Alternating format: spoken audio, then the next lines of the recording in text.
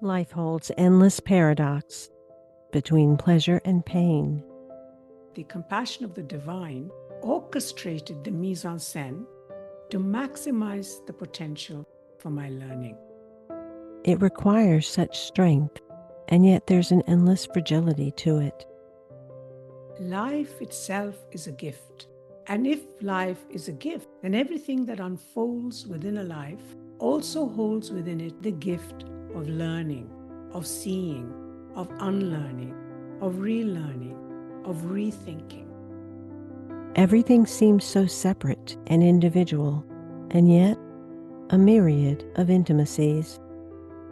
So much of our unhappiness is because we have worn more garments than we need to in an attempt to feel a sense of abundance. Where do I begin and life end?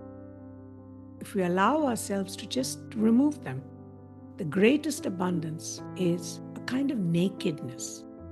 And when I end, does all of life cease to exist? Welcome. You have entered the realm of 1111 Talk Radio. Your host is Simran. It's time to discover your own language with the universe. Empower yourself, broaden your mind, open your heart, and discover who you are. Now, here's your host, Simran. Our capacity to change depends on our propensity to be altered. Fragility is a prerequisite for transformation. Trees bend into the wind, oceans erode coastlines, seeds await gusts to be scattered. Nature wears itself thin to the elements. Evolution, a continual remaking.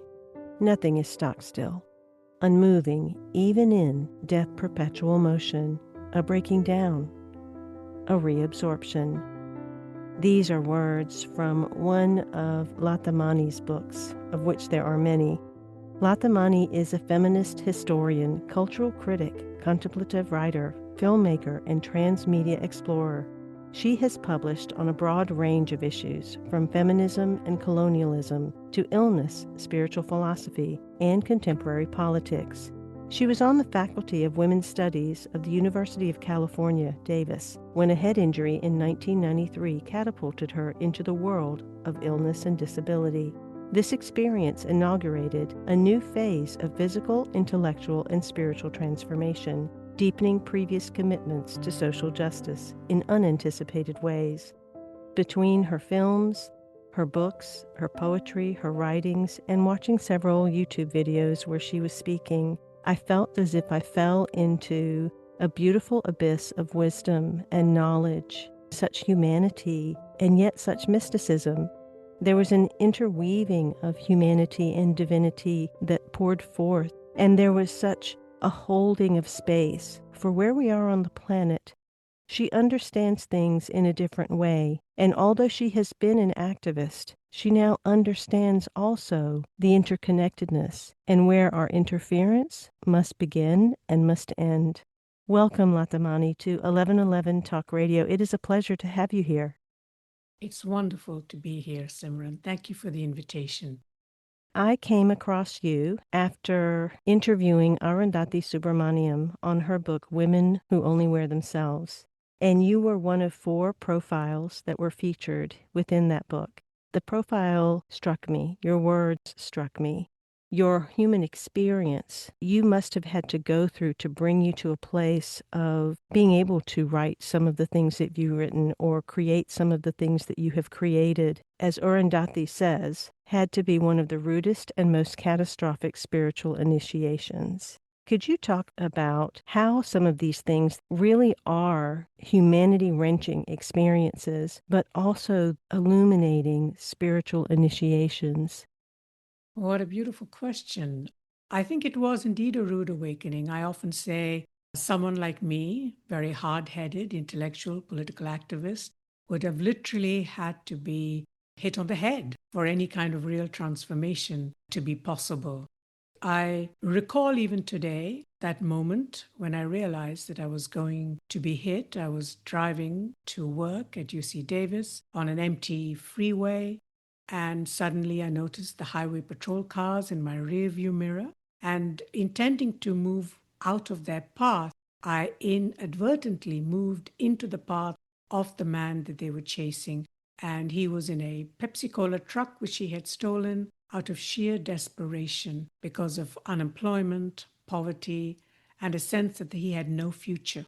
And he was trying to kill himself, and I was the person in his path. I don't know what happened to him, but I do know what happened to me. I was flung into the air and fell against a chain link fence at the other end of the freeway and was quite literally startled to be alive. But I will say that there is great compassion in the universe.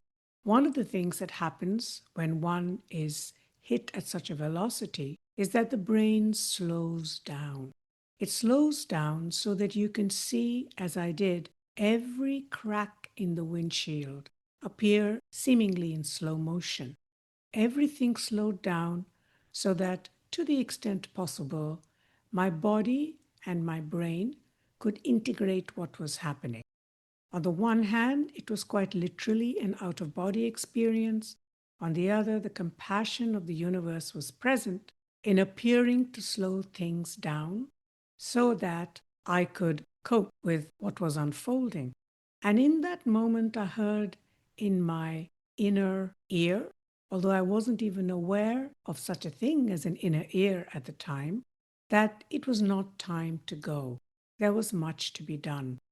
It was a mystery I didn't understand in the moment of hearing, but it gradually has revealed itself over the years that have followed. That was my initiation. I guess some of us are harder to reach, except through an eruptive process such as the one I encountered, experienced, and have still to learn from. Going through that kind of experience, there's a level of paradoxical separation that takes place between the body, the mind, the spirit in that moment where you say everything slowed down so much. And yet at the same time, probably a sense of something bigger, a larger oneness because you were witnessing in such a way. Did you have that kind of experience, or was it just more of a slowed down? At the time, it was more an experience of being slowed down. Paradox is a beautiful word for it, actually, because since that time, paradox has been at the very heart of my learning and of my journey. So, on the one hand, I have a continuous memory of the accident, but is it a complete memory? Or is it a reconstruction?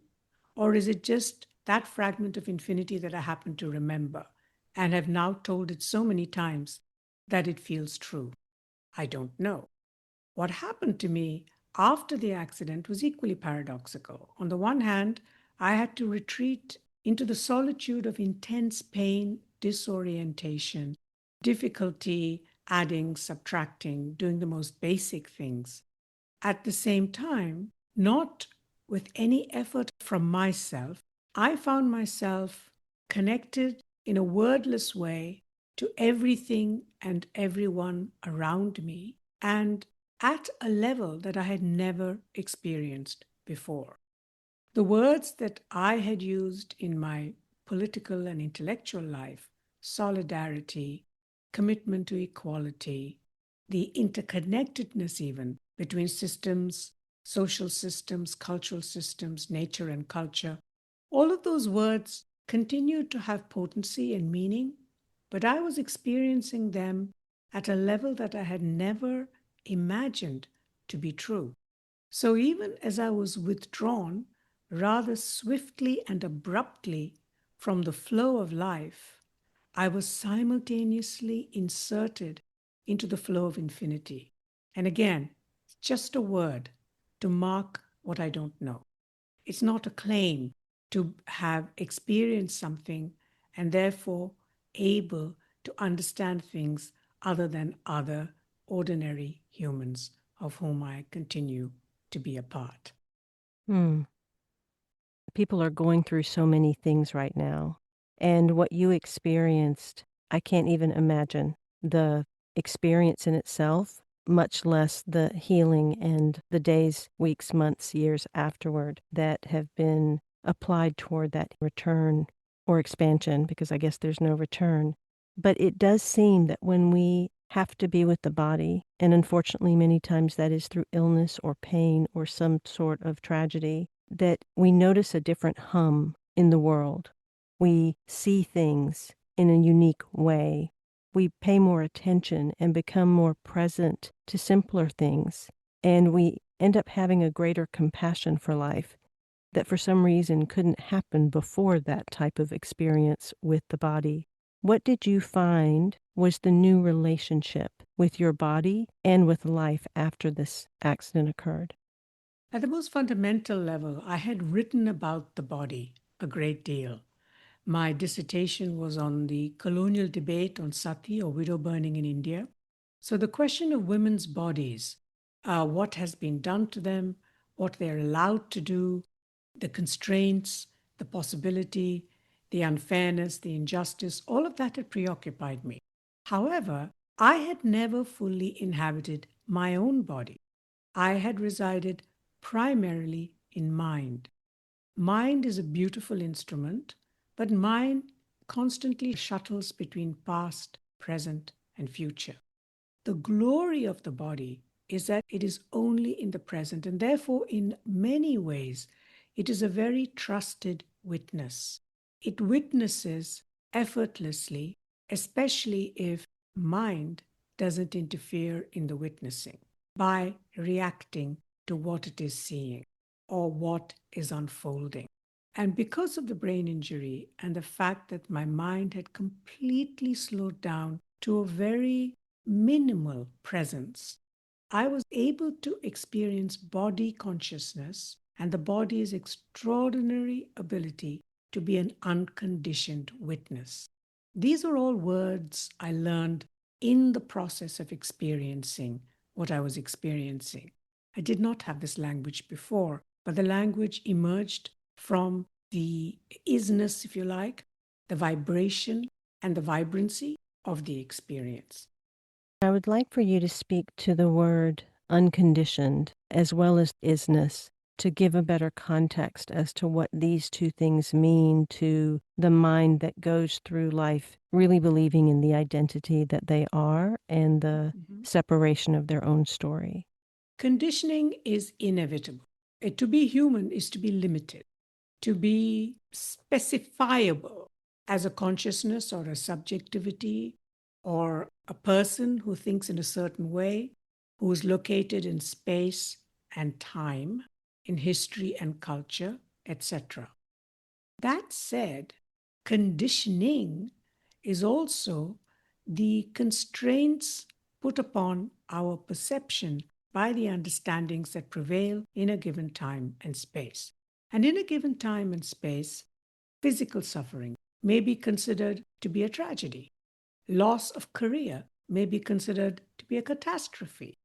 Inability to act in the world as one wishes and chooses and to have the resources for doing so may be considered deeply unfortunate. However, if one steps back and begins to grasp that life itself is a gift, and if life is a gift, then everything that unfolds within a life also holds within it the gift of learning, of seeing, of unlearning, of relearning, of rethinking.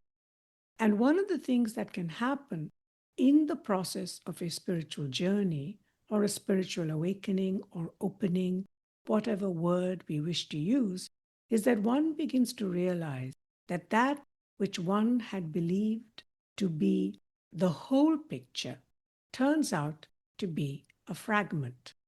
Initially, that may be destabilizing because our sense of our safety in the world often comes from feeling that we have the knowledge with which to navigate uncertainty, to discover that our certainties are themselves based on quicksand or mired in shifting, evolving, changing ways of understanding can make one feel as though one has no place to stand solidly anymore.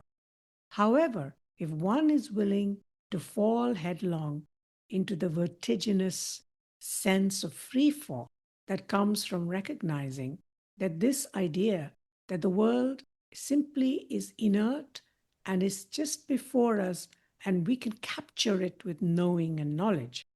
If one is willing to fall, as one does when one falls in love, headlong, hopeful, unknowing, expectant, curious, if one can develop this attitude, it is much more possible not to judge the present moment that one is experiencing as either good or bad. One may certainly have feelings about it, and those feelings are to be honored. One may have grief, one may have rage, one may have satisfaction, depending on the experience, one may have excitement. All of these are states of mind to be welcomed. They are all our teachers, and they all reveal themselves if we do not intervene or interfere, that they are simply passing through our consciousness, that they are itinerant visitors. Grief will teach us what grief needs for us to learn in that moment and will be on its merry way.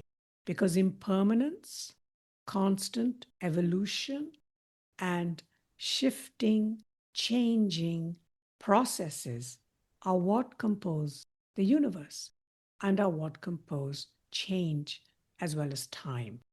So it is in that sense that we strive to remain open and not intervene precipitously with a reaction, so that we can learn from what life, in all its complexity and difficulty, our possibility and potentiality, can teach us. I appreciate that you talk about allowing the humanity, allowing the grief, the rage, or the fear, or the frustration, or any of the emotions. It seems to me that divinity is always there. What we don't allow or allow ends up being our humanity, which is why we've come. Your shifts, your awareness, would you call those transcendence? Would you call those surrender? Or was it the sacrifice of self to the experience to allow for something higher to come? I would describe it absolutely not as transcendence, but as a falling into immanence, a falling into isness. If one allows oneself to fall through and into the pain, into the core of it, what one discovers is that it's not solid. It's like a river. It is moving.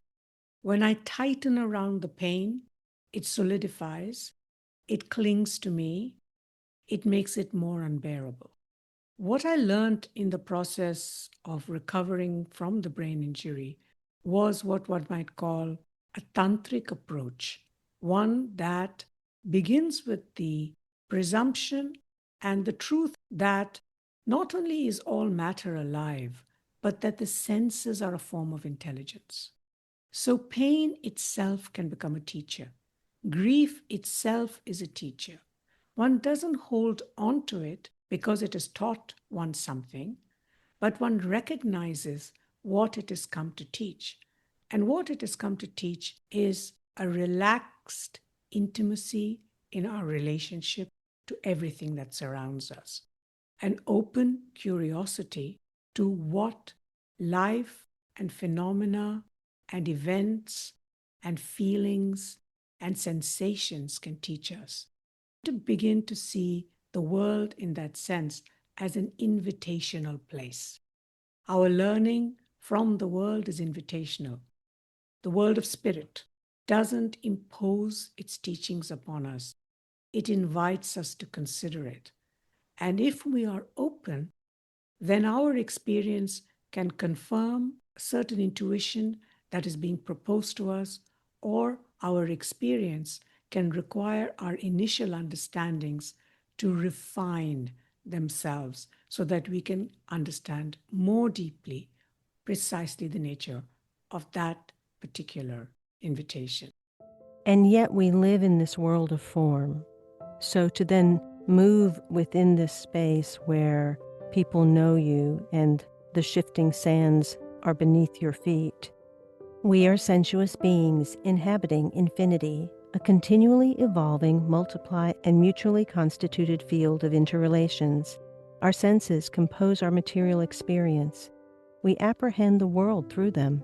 We have at our disposal language that by its nature constrains our imagination, even as it unleashes it.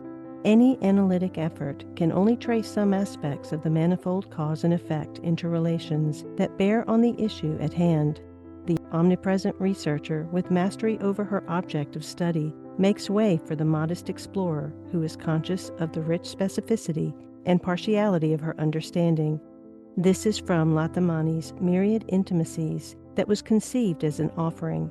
It comprises prose, poetry, and audiovisual explorations of the interrelatedness of lives, life forms, concepts, and frameworks.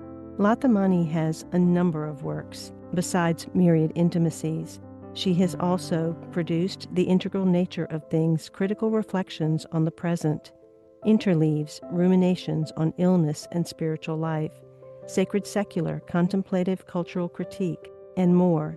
There are additionally children's books, The Bee Master and The Tamarind Tree, and she has created films, which we'll talk about in the next segment. Find out more going to latamani.com or thepoeticsofragility.com. Find her books, her films at her website, latamani.com.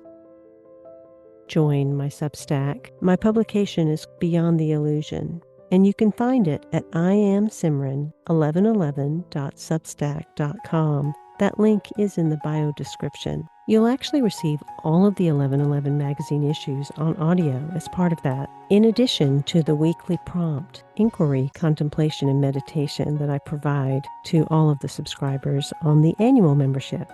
That link is in the bio description. We'll be right back after these messages. Life doesn't pause when you're sick. Vaccines against respiratory illnesses can help protect you and give you more playtime with your best friend. Depending on age and health status, vaccinations for flu, COVID-19, RSV, or pneumococcal infection may be recommended. Vaccines can help keep you from having a rough time. Learn more at cveep.org/vaccines-protect. Brought to you by the American Lung Association and CVEEP, fighting infectious respiratory disease.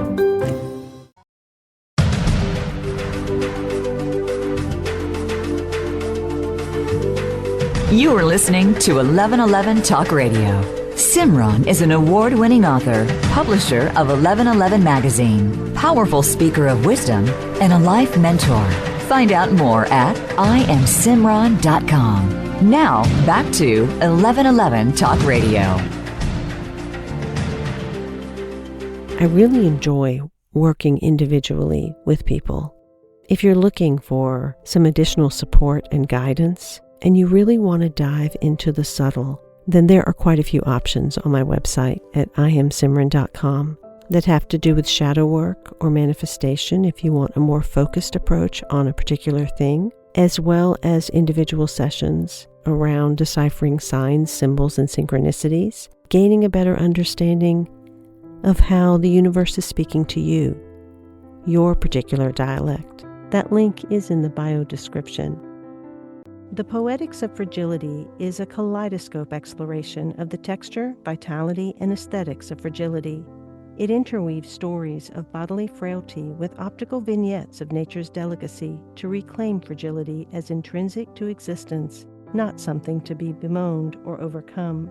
In addition to this film, Lata has created a new film called Longing Sweet. Her website, latamani.com, as well as thepoeticsofragility.com, in addition to her books, Myriad Intimacies, as well as a book that is free on her website, The Tantra Chronicles and Radiant Anguish. To then move within this space, there are places of irrelevance or insignificance. Why am I here? What's my purpose now? Did any of that affect you during those periods? Absolutely. We live in a capitalist world where to be productive is to be seen to be doing something of value. If you are a person like I was, deeply concerned about questions of injustice, and your life had been organized around activism and about thinking about the things that seemed quite accurately, actually, to be awry with the world, then to find yourself doing nothing but year after year, just breathing in and through pain, it was a real shock to the system. It was a real learning. And it was a gradual relaxing into understanding that this was my new neighborhood. Was I going to look around and be acquainted with myself in a way that I had never been? Or was I going to fight or put up resistance? I couldn't fight or put up resistance because I was extremely weak. I would say that the compassion of the divine orchestrated the mise en scène to maximize the potential for my learning. I also learned humility in that time, because one thing we have is the fiction that we understand what life is and that we can set about the process of systematically and methodically planning for it. And yet, things can happen to us that we would not have dreamt possible. We would not have known that we have the capacity to not just bear them, but to learn from and grow from those experiences.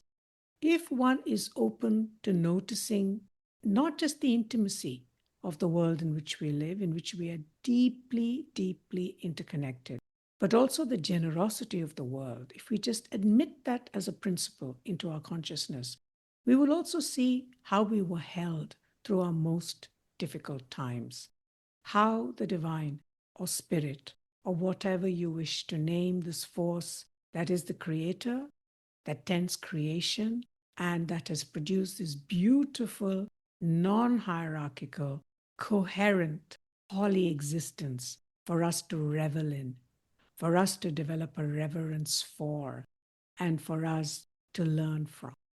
Latamani, would you share with us one of the poems from Longing Sweet? I'd love to. I thank you for the I amness, for the I that I am, and the I that feeds and sustains me, for the I that sees me, the I that speaks through me, and the I that kneels and prays me. I thank you, God, for each second when I am one with the one, when I am one with longing for the one, when I am one with the I, when I am I to I, and I am one with my love and beloved. May the I that is be the I that I am forever. Om, Amen, Amin. Om, Amen, Amin. That was beautiful. It speaks to the longing that I have had since I was 4 years old, the longing that has led to so much of my work. There is this intrinsic sense of a union, and yet there is also this sense of being apart from it. And that too is just as sweet. Talk about Longing Sweet.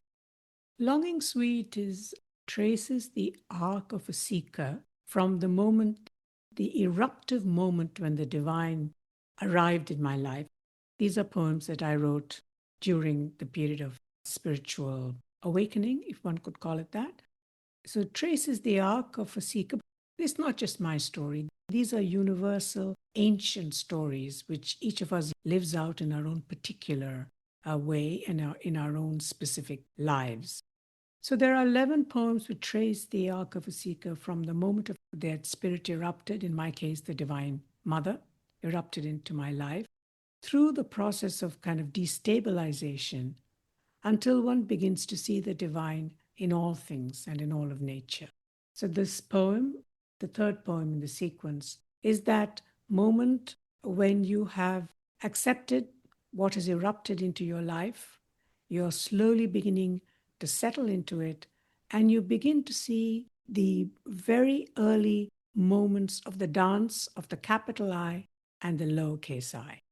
The I that I am, but also the I that nourishes and feeds me. That play between the human self and our divine origin and our divine spirit, guides, gods, goddesses, whatever we wish to name them. Because the sense of separation is what we experience through the forgetting that happens in the birth canal when we are thrown into this world. And we have the opportunity, because we live in the realm of free will, to return to what we have always known. But it's a process of discovery that deeply respects us, each of us, where we are, as we are, our particularity, our specificity, our individuality is sacred to the universe.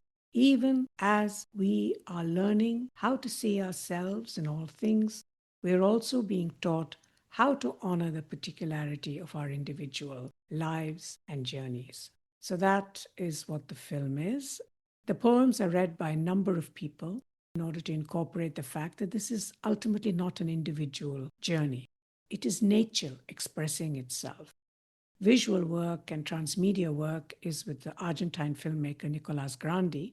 We had to devise a form that was adequate to this kind of journey. And formal experimentation is something that we have been working with and on in all of our films. So this is the latest iteration, and in some ways, perhaps our most experimental work. And the Poetics of Fragility was a previous work. I love that word, fragility. It has such presence to it, and yet there's also strength in there. Talk about how you see fragility and how that becomes an opening point to receive isness. We would all agree that we live in relation to gravity. We would also have to accept that we live in interdependent impermanence. Not only are we interdependent, which means we are constantly modifying each other, but everything that we experience, we are living in continual evolution. This means that things are constantly moving and shifting. And yet, our notion of strength is that we should be at 70 the way we were at 50, otherwise there is grief. That we should be able to stand in the midst of a storm unaffected, that is strength. However, this goes against the very nature of the universe. What I learned in the depth of my illness was the humbling and modest fact that everything is continually morphing and evolving, and unless I dance with that fact, I am likely to try to stay rigidly and therefore subject to being broken in a universe that is continually moving. The very things that we privilege or feel are positive are things that are anti-nature, go against the very basis on which life itself constantly moving. We are constantly changing and being changed. And I chose the word fragility for a reason, as opposed to vulnerability. Vulnerability is the result of social arrangements that disempower people or discriminate them or hold from them the resources that society has in order to enable their life to thrive. That is something that humans produce through their refusal to accept that we are all heirs and that we are all equal stewards of this planet. Fragility, on the other hand, is a characteristic of what it means to live in interdependent impermanence, where everything is continually modifying everything else and is in a dance and in conversation with everything else. And everything exists in two intersecting triangles: self-other connectivity, self-other divinity. So it seemed to me that fragility is actually a form of strength. But because we don't think of it that way, illness feels like a catastrophe, aging feels like a source of shame. Anything changing inspires fear, especially when it changes in a direction that one may prefer it didn't. You being a cultural critic, feminist historian, and activist, I've often wondered if much of the activism, the raging, or the actions outside to try to fix and change things is actually interference.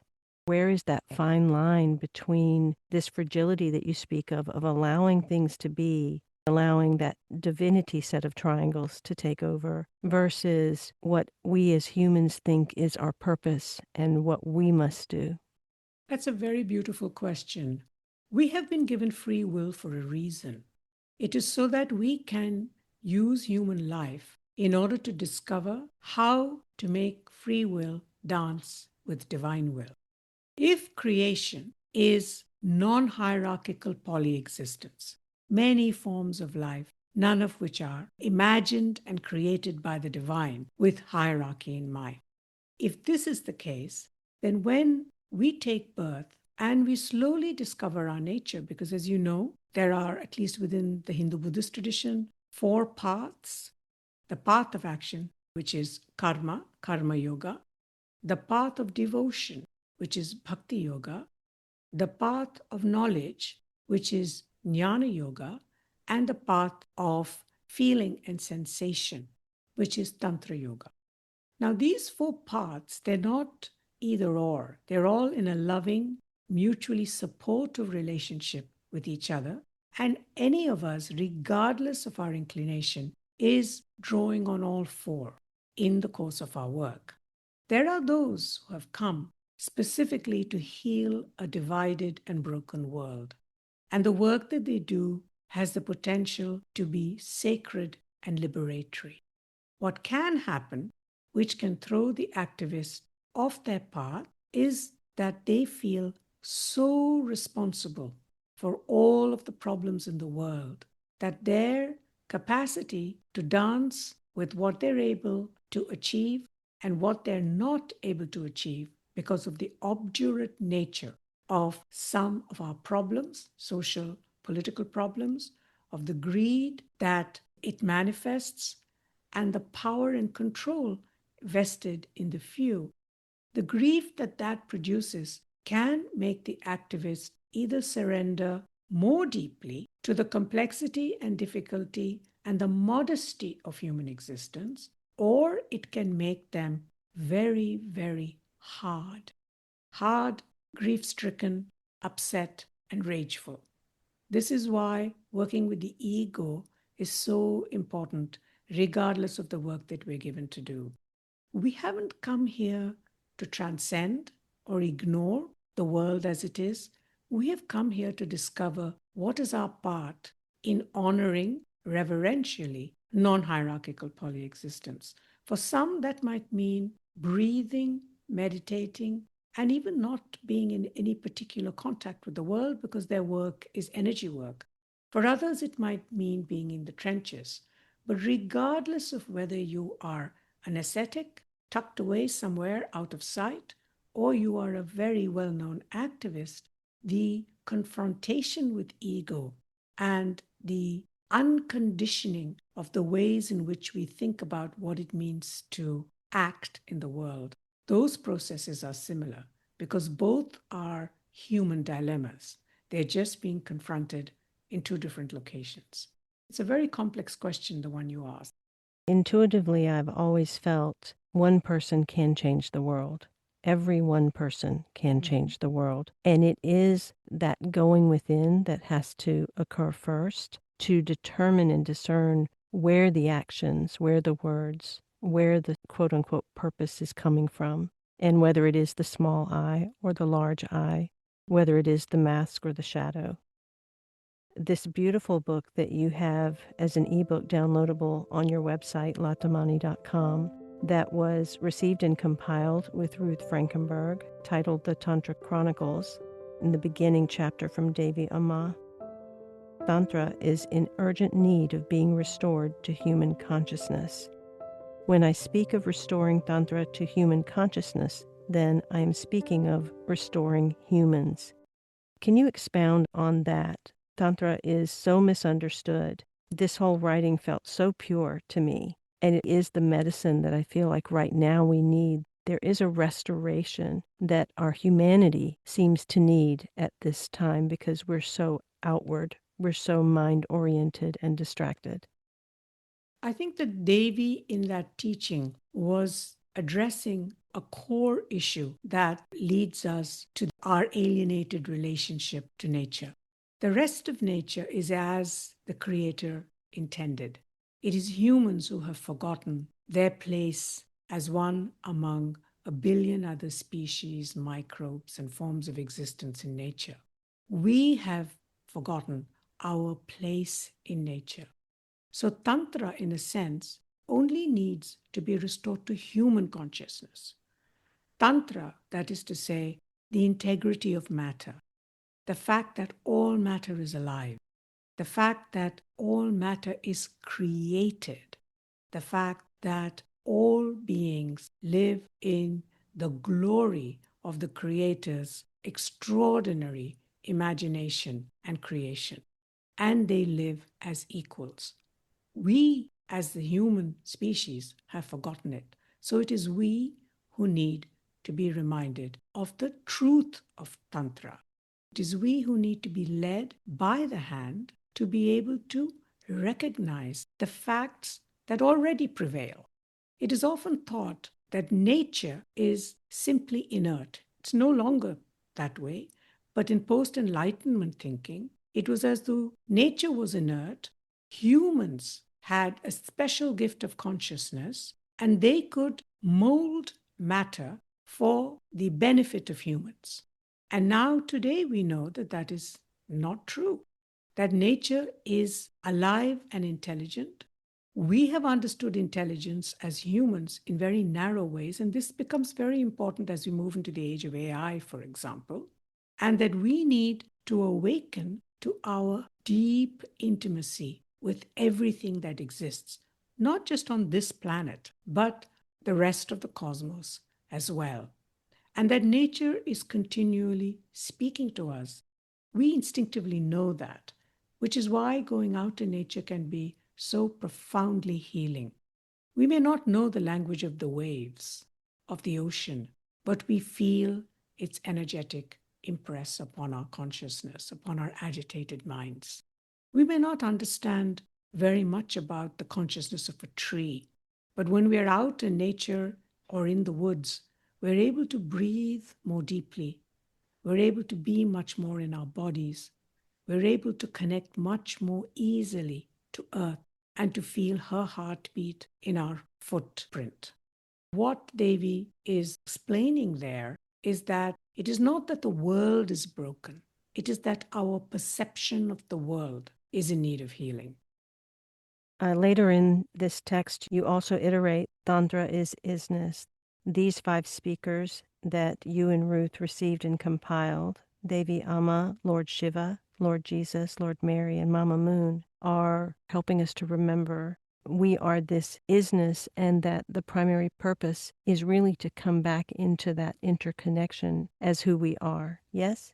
Yes, indeed. We are isness, by which I mean each of us has a distinct vibration, a distinct kind of vibrancy, which is what makes Simran Simran, and which is what makes me who I am. And when we are drawn to somebody, we are drawn to their isness. We are also collectively living in isness. And that isness is what the Creator manifested and what we call creation or cosmos, planet, Earth, solar system, galaxy, whatever scientific term we might wish to use to describe it. So it's as if we are all different kind of flowers in the field and must recognize that we are this field, as opposed to I'm the prettiest flower in the bunch and all the rest have to go away. because that seems to be a big perception in the world now. And yet it also feels like this balancing of forces and energies is helping to dissolve these different things that are standing in the way of our remembering. We are each a flower. We belong in the field together, and no one flower is exactly like another. I think that this desire to be somehow exceptional and significantly different comes from a misperception of what specificity is. There's infinite kinds of individuality, but this idea of the individual, of individualism, is a misperception of the fact just as there are no 2 leaves that are identical, there are no 2 human beings that are identical. And in our desperate desire to fit in and belong, we have become more and more conformist. And the more we drift from our own isness, the particularity of each of our own sacred selves, the more unhappy we will be. So all of the contemplative traditions and the spiritual traditions are really offering us practices of alignment and attunement, a return to self that is also a reconnection to oneness. The self does not dissolve into nothingness. The self becomes even more vibrant in its distinctiveness. As I went through my own experience of a trauma, I really wanted to understand this deep contrast that exists, that there could be so much light and yet all of a sudden so much darkness could appear. And I came to my own conclusion, my latest trilogy, that identified the small I and the large I and the different aspects of us. And the third book was centered around the human graces that we must give ourselves in order to open to that isness. And the first three were simplicity, detachment, and dispassion. Beautiful. And you talk about sensuous dispassion. Share your thoughts on simplicity, detachment, and dispassion as part of that path toward absorption of all that we want to keep separate. At the same time, dissolution, dissolving this sense of who we think we are for something greater. That is so beautiful. Simplicity, dispassion, detachment. That could be another one of the triangles. The triangle is a very potent symbol within Hindu Buddhist iconography. So I always think in triads. I feel that triads enable us to move beyond the dyad, either or, because it's the binarizing, the either or energy that is so destructive. As soon as you triangulate, you're moving from beyond antithesis to what you might call a new provisional synthesis. Simplicity calls to me because it is about decluttering. It is about whittling things down to the essentials. And so much of our unhappiness is because we have worn more garments than we need to in an attempt to feel a sense of abundance. But we discover, if we allow ourselves to just remove them one by one, especially those that do not fit us anymore, those that we have outgrown, that really the greatest abundance is a kind of nakedness, not literally unclothedness, but a nakedness that is the removal of the encrustations and the illusions and the delusions with which we have clothed ourselves. Not only that, but imprisoned ourselves. Now, that process of simplifying requires a certain dispassion.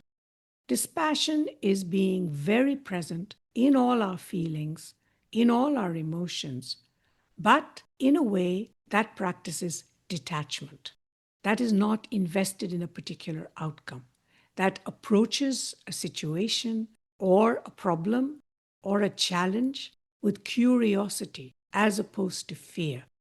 We cannot be detached if we are fearful. We'll get caught in the coils of fear. We cannot be detached if we refuse passion, because if Tantra is sensuousness, if Tantra sees the senses as a form of intelligence, we have to allow the senses to express themselves.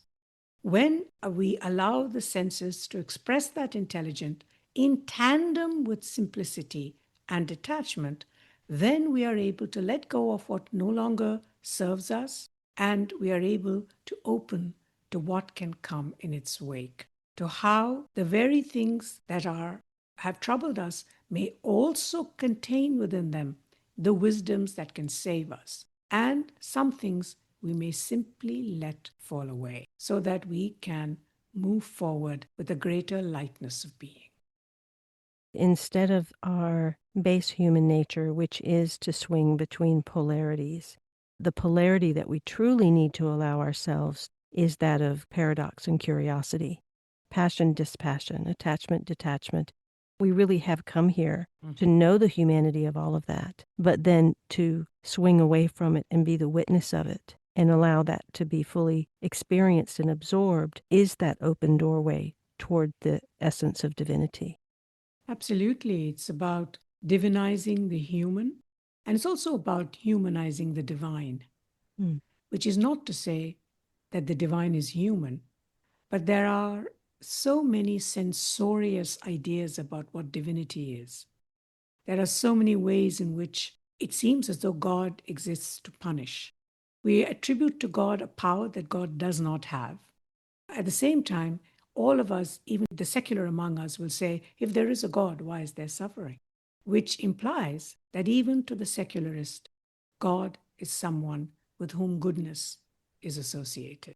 So, on the one hand, in experiencing God as intimate, we humanize to a degree what God is. And in allowing ourselves to be divinized, we recognize that we are those birthed by God. That one deserved a pause. In reading through Myriad Intimacies, you start off talking about the pandemic and the virus. This short sentence, the virus is not the enemy. It is the fruit of our insistent journeying into the wild, whether in the laboratory or beyond, without care for the consequences of our actions. We could really look at anything in that way that is taking place in the world today. These things are not necessarily the enemy, but the invitation.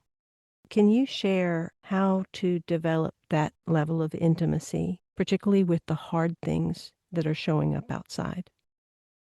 I think a very simple prayer, beloved dash. Could be virus, could be something else, maybe earthquake. I'm open to receiving what I might learn from this occurrence.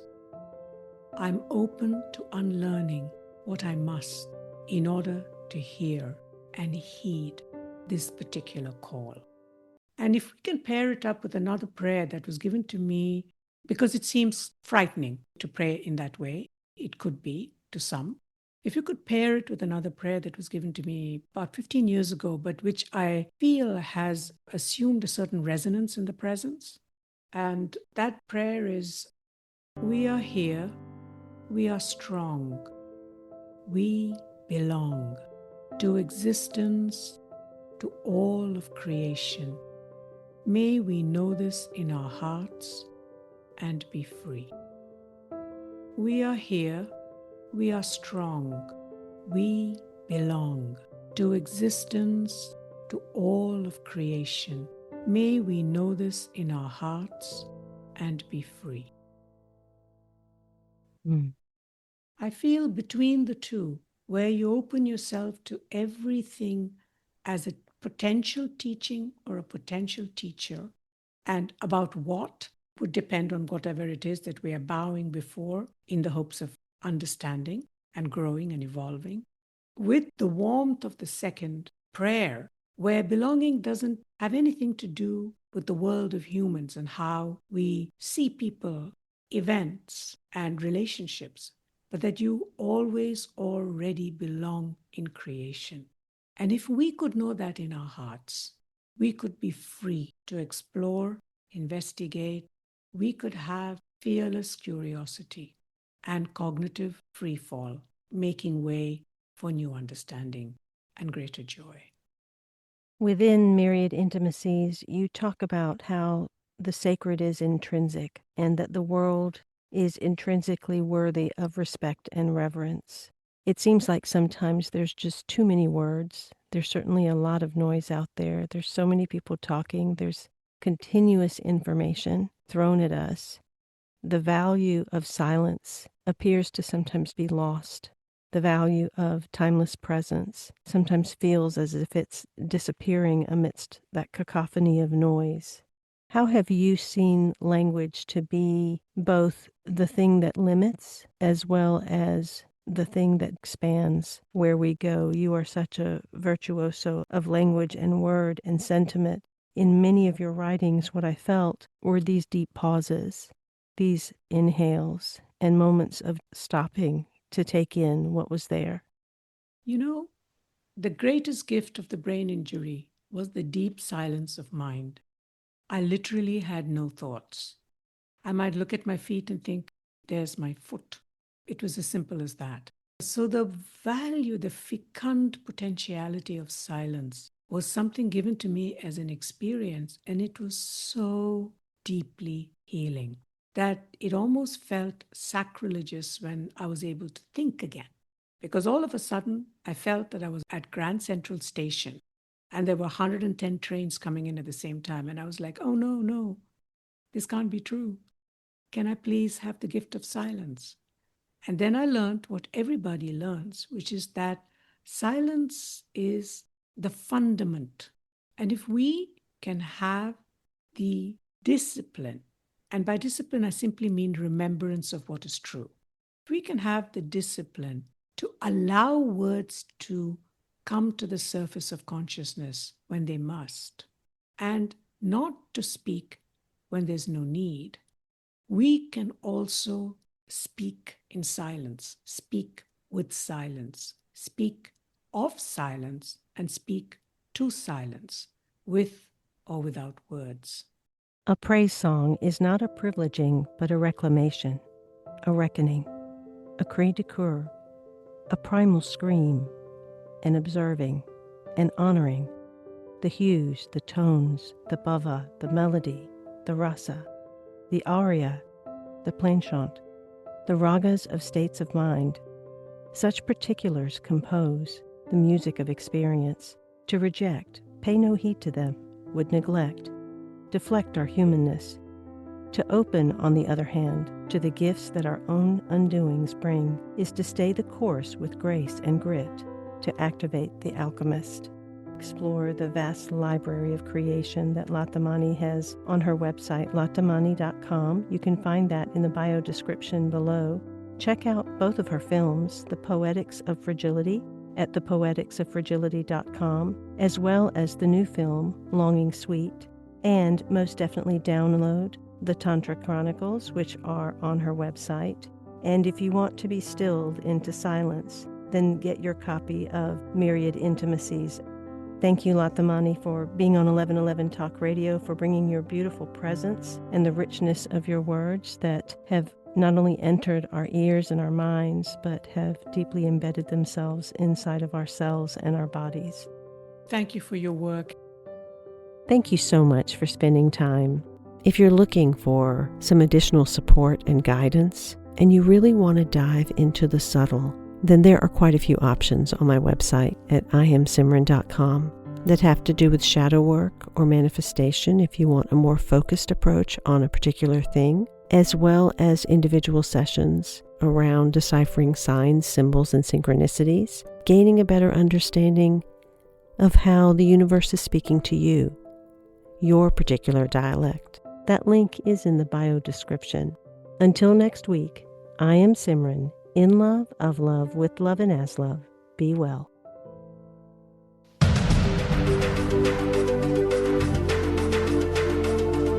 Thank you for opening your mind to a new reality, your heart to greater compassion, and your experience of aliveness with 1111 Talk Radio. Join host Simran next Tuesday at 8 a.m. Pacific, 11 a.m. Eastern Time to step through the gateway of conscious living. You are not on the journey. You are the journey.